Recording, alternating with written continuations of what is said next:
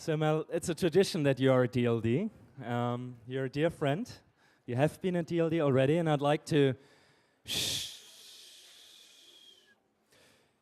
introduce you now Professor Mel Rosenberg to you. And Mel, maybe you should tell yourself what you do and what are you speaking about today. Okay. Yes. I used to be a professor of microbiology, studying bad odors of the human body. In my spare time, I play jazz and write children's books. And in January, I gave a talk about the smells of the human body, mostly the bad smells. And today, I'm going to talk about the good smells. Oh. And I think if you looked into your bag of DLD, who has the bag with yes, if you look in the bag, there should be a perfume, actually. Have you seen it? So we owe Mel this idea, and to actually give it to you. Thank you again for helping us. Thanks. And we're looking forward really now to learn about the good smells from you. Okay. Thank you very much.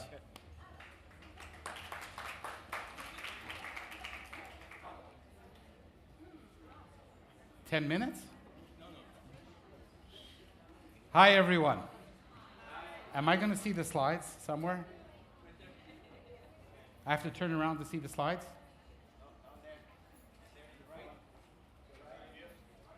Okay. We'll start again.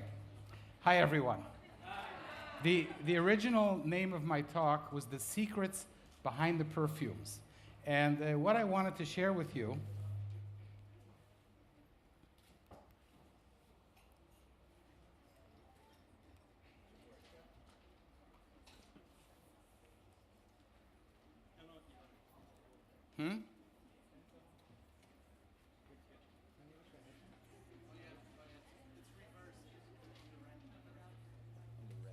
it's the backwards. Okay. We'll start again. Hello, everyone. The original title of my talk was The Secrets Behind the Smells. And I had prepared a very rational talk to tell you the secrets behind fine fragrances. And the reason I think it's important is because women deserve empowerment. And fine fragrances are all about empowerment. But the fragrance companies hide some facts about perfumes and eau de cologne from us. So I prepared a very rational talk. I wanted to explain, first of all, that when you buy a fancy fragrance, the bottle might cost 40 or 60 euros to buy, but the stuff in the bottle costs maybe less than €0.50 to produce. That's because most of that wonderful fragrance that we're using is not from the fields of Provence anymore. It is made in chemical containers, and it's produced from petrochemicals. The second thing I wanted to tell you, very rationally speaking, is that the brands have really very little to do with the production of the fragrances. They're made by a series of 10 huge manufacturing companies like Symrise that made the perfume for you, which sits in Holzminden. And there's other big companies, IFF and Givaudan and Tagasago. And these are the companies that manufacture the fragrances not only for the perfumes, but for everything that we use. And I should start out that today we're like a potpourri of smells. We leave the house smelling like 20 different products. I'll get back to that. The people who make the perfumes are confused by this, and it affects the way we smell overall. I wanted to tell you some very interesting things about these perfumes, that they very often contain just a tiny amount of indole and skatole. These molecules are the main odors of feces. Nobody tells you that. I wanted to share that with you. I also wanted to say that the fragrance companies want you to wear a lot of fragrance. But actually, maybe that's not such a good idea in this day and age. Yes, you do leave a trail everywhere, but in the workplace in many countries, there are now regulations that prevent you from spreading your smell too wide and too far. For example, in the Yukon, where only 30,000 people live, there are laws prohibiting you from wearing too much perfume in the workplace. And I wanted to tell you that perfumes go bad. And you know, you go into a shop and you buy 50 or 100 or 200 milliliters of perfume. How many people in this room have more than one perfume or eau de cologne? How many don't have any? How many have just one? Wow. But for those of us who have several kinds of perfumes and eau de colognes, they actually sit and oxidize in our bedrooms. That's because when they're exposed to sunlight or to heat or to oxygen, they decompose and then they smell very badly. As I explained before lunch, we can't smell ourselves. And a lot of women that I know wear old perfume and they smell terrible. So if you have a perfume that's been sitting around for 2 or 3 years in your bedroom, exposed to sunshine, light, oxygen, throw it out. The perfume companies know that. They themselves pack their products in these aluminum containers, very tightly sealed. Then they sell them to you in bottles. The other thing is, fragrance companies tell you that the odor smells special on you, that it has a unique presence. How many people believe that? That's mostly marketing. A perfume on you smells like a perfume on you. Of course, it's not only that your body odor combines with it, but most of us shower nowadays, but also you have your hair conditioner and your shampoo and your deodorant and your body spray, body wash, and 20 other different compounds that smell when you leave the house. We are like a walking pharmacy. Now, in The Scent of a Woman, a movie which I like, Al Pacino, he doesn't say, "Wow, do you ever have a great natural smell?" He says to her, "I smell Ogilvy bar soap." Because that's how Ogilvy bar soap smells. It smells the same on all of us, or pretty much the same. I wanted to tell women everywhere that it's a very bad idea to buy a fine fragrance in a duty-free or in a perfume shop. You come in there, you're enveloped by a million different odors. The sales lady wants to sell you a specific brand, and there are 1,000 different retail brands to choose from. How are you going to choose the best perfume for you? And then she puts it on your skin, and you smell it, and you smell the top notes. The fragrance companies put those notes in, so you'll buy the perfume in the store. By the time you leave the store, those molecules have evaporated. And then you're left with the heart notes of the perfume, and then after several hours, the base notes of the perfume. Those are the real odors of the perfume. So you leave the store with 50 or 100 milliliters of perfume, and you don't even know how it's going to work on you.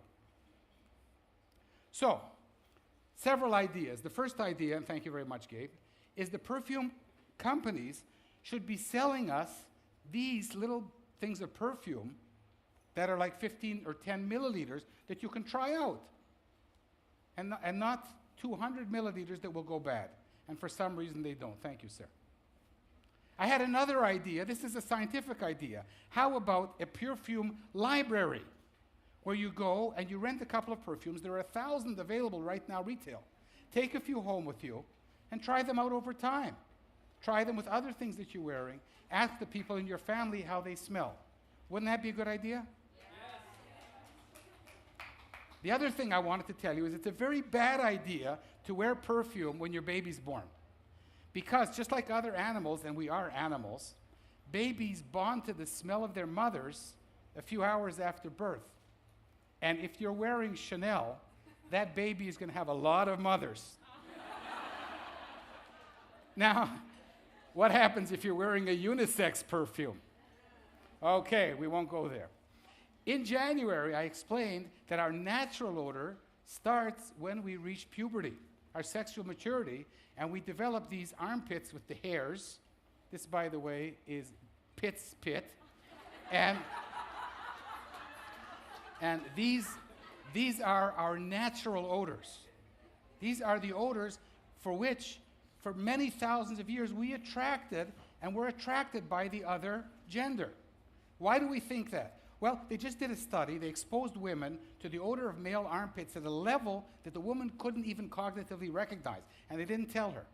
Still, it had an effect lowering the blood pressure of the women in the study and changing the flow of the blood in their brains. And of course, many men can be seduced by the natural odor of a woman. And many women tell me that there are men in their lives whose natural odor they cannot resist. Ladies, raise your hands. Are there men whose body odor you like, the fresh body odor after a shower? Okay, so then why are we doing away with it? I don't know. And for centuries, a woman who wanted to catch a beau would stick a handkerchief or a piece of apple in her armpit, let the odors accumulate, and then when a prospective guy would walk by, she'd surreptitiously fling her handkerchief or feed him this pomme d'amour. And after I wanted to tell you all these rational things about perfume, I looked at the website on Saturday and saw that they changed the name of my talk. So the name of my talk is Sense and Sensibility. Hello, everyone.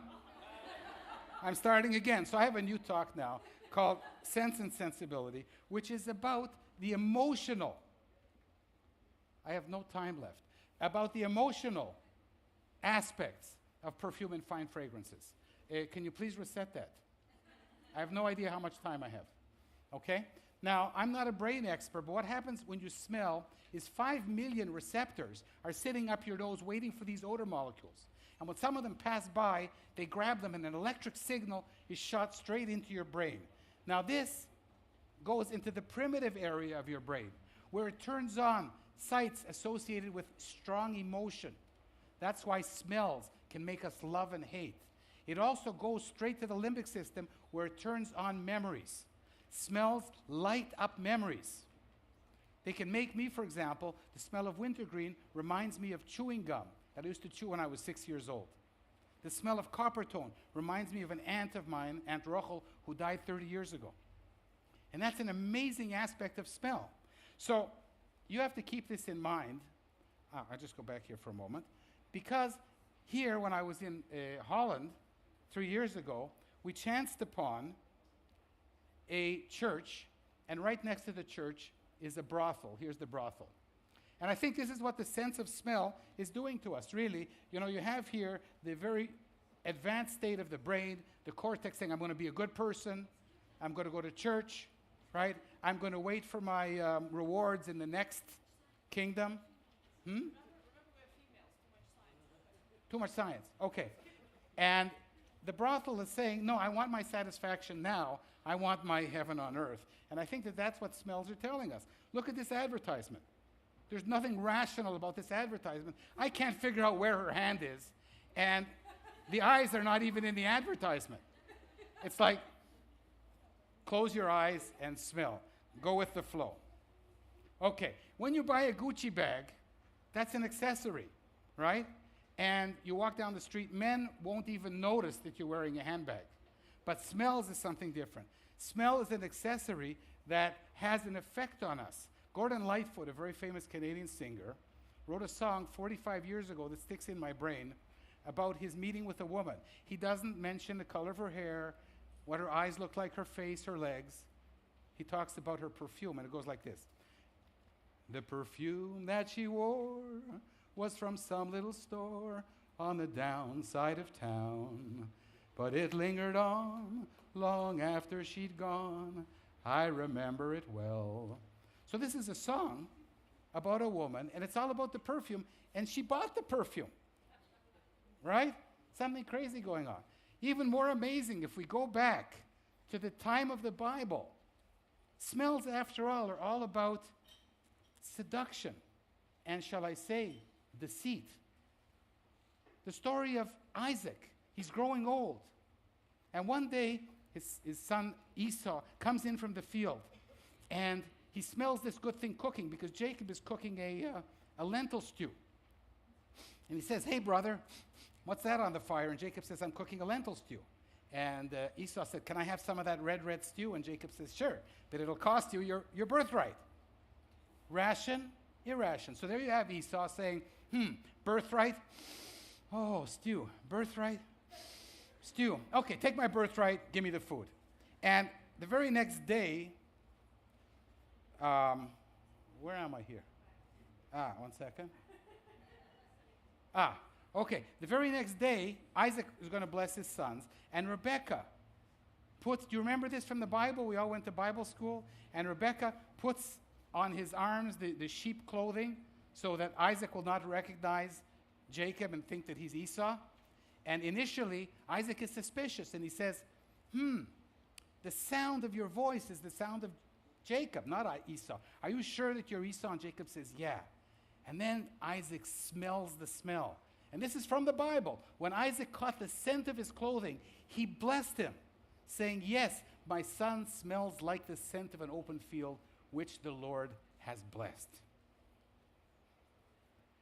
We have been scenting ourselves for 5,000 years. 50,000 years ago, people did not need to wear perfume.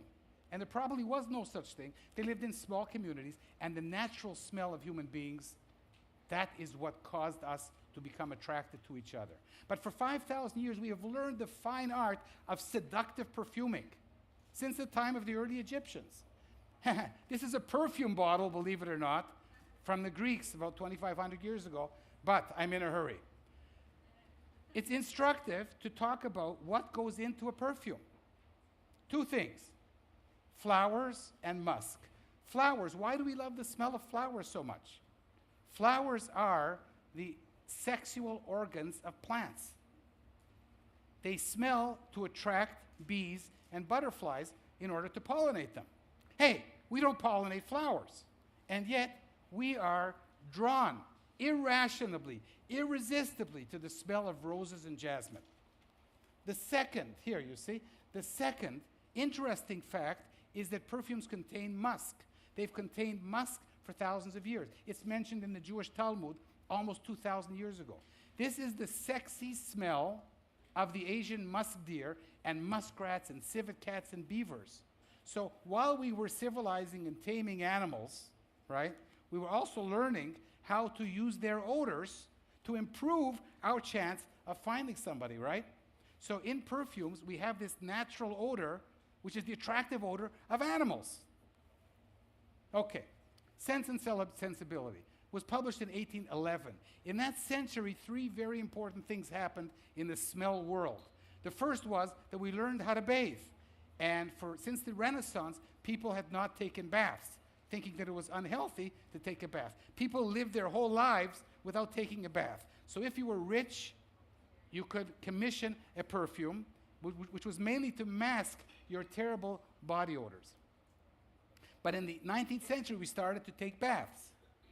And in 1888, the first antiperspirants appeared, MUM, which essentially shuts off the body odor from our own armpit. So now, no more personal odors. We can now go to the fine art of deceiving, seducing, and attracting one another. One of the interesting stories, and I'm going to finish on this note, that's a pun, is the story of musk. Synthetic musks were first developed in the late 19th century. This was very good for the Asian musk, which was almost hunted to extinction. Bauer, here in Germany, developed the first synthetic musk in the late 19th century. And since then, there have been a series of synthetic musks. This is galaxolide. This is a very powerful attractant for human beings. And it's cheap now to manufacture. One deer could cost $45,000. 1 kilo of this is really cheap. It's so cheap that it's gone into so many different products. Antiperspirant, deo stick, and detergents, fabric softener, foam bath, shampoo, and soap. So these kinky, funky molecules are now in everything. They're washed down the drain, they go into the sewer system, fish eat them, and they're going back to our bodies. Which is okay, I guess, except that these molecules also bind to women's estrogen receptors. That might not be so good. Do I have 1 more minute or I'm finished? 1 more minute. Okay, so to finish, ladies and gentlemen, the scent of a woman. I'm going to make an argument that fine fragrances are like a sword. They can be used for the good and for the bad. Make sure that you use them for the good. And at the end of the day, you want to smell and be smelled au naturel as you really are. Thank you very much. Thank you, Mel.